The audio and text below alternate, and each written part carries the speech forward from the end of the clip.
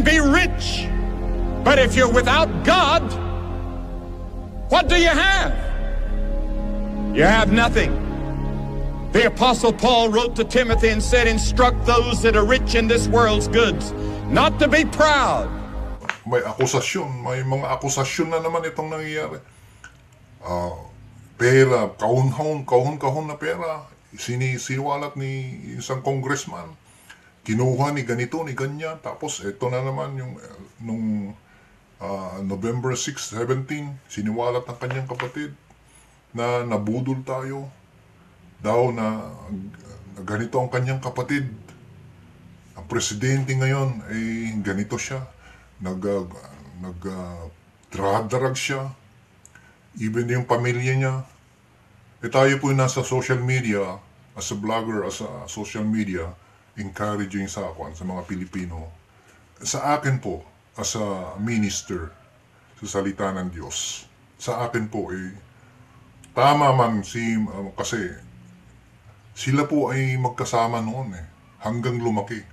At yung my brother-in-law is PSG noon, Presidential Security group niya noon.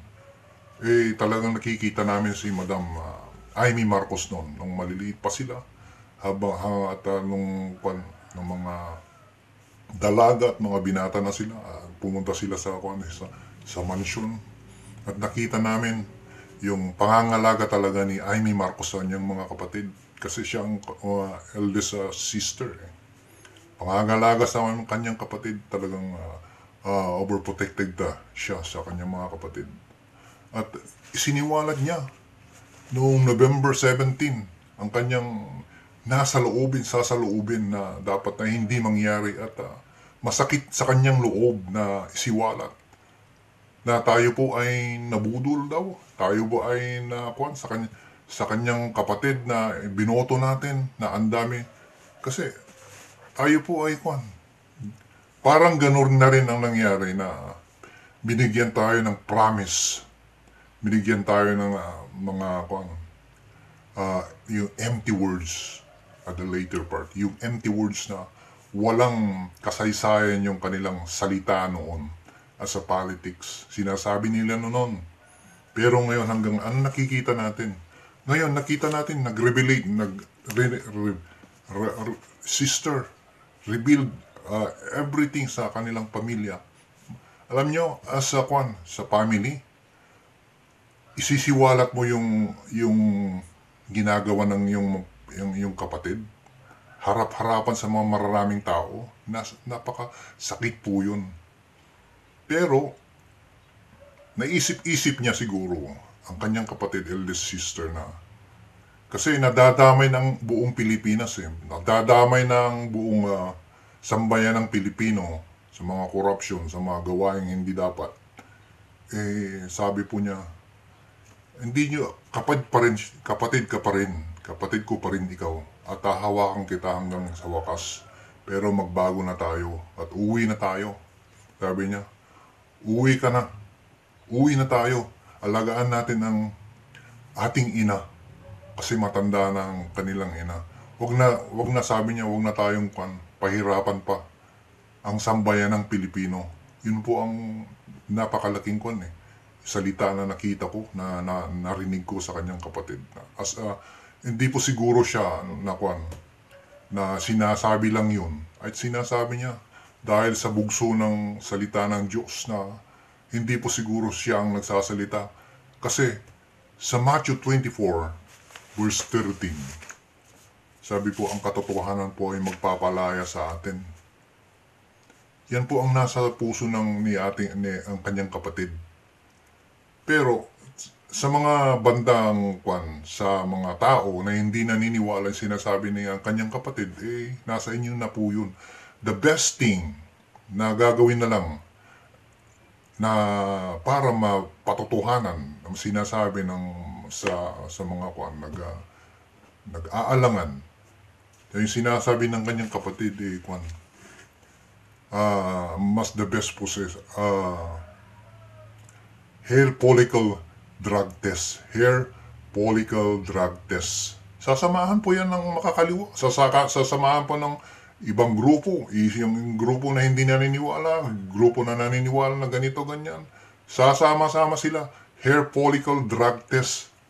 Yan na lang po ang solusyon kung tama po yan yung sinasabi nila. Sa korupsyon naman, andyan po yung Supreme Court na sinasabi ni Isaldi ko na binagbigyan niya. Andyan po yung Supreme Court. Kasi ang kasalanan po ay may po tayo, may batas po tayo. Until proven guilty, hindi pa yan guilty hanggat hindi napapatunayan. Andyan pa yung Supreme Court na magsasabi, ikaw ay nagkasala, ganito, ganyan po. Nasa po tayo, wala po tayong pinapanigan po tayo natin ang katotohanan. Matthew 24 verse 13. Ang katotohanan po ay sa atin po ay magpapalaya sa atin. Yan po ang motto at natin. Para wala na pong cheche bureche, mga ito ganyan. Ngayon, kung pinagwalang bahala ang sinasabi natin na hair follicle drug test ng mga inaakusahan, diyan po natin makikita ang sambayan ng Pilipino ay talagang 100% magdududa po yan. Kahit ulit-ulitin po natin. Sabi nila, nag-drug test naman noon eh. Noon, nag-drug test naman. Nakita natin na negative. How about po, ulitin po natin kahit 10 beses na ulitin. At alam niyo po ang Pilipino kasi, to see is to believe. To see is to believe. Yun po ang motto ng Pilipino ngayon. Dapat po natin isipin po yun. Sa akin po, as a minister sa salita ng Diyos, as a vlogger, yun po ang ang pananaw natin sa Matthew 24 verse 13. The truth will set us free. Huwag po natin yung ganito, ganyan. Kahit po 10 beses na hair follicle drug test po, tayo po para yung mga taong bayan ay maniniwala. Yun po ang ating pananaw at masasabi natin sa nangyayari ngayon. At yun po ay nakikita natin from the Bible, perspective of Bible, and hanggang nangyayari ngayon. Yun po ang magmasid-masid po tayo at ulitin po natin sa Matthew 25 verse 13 na maging tayo. Handa po tayo palagi, magdasal po tayo palagi. At sa 1 John chapter 2 verse 15, huwag kayong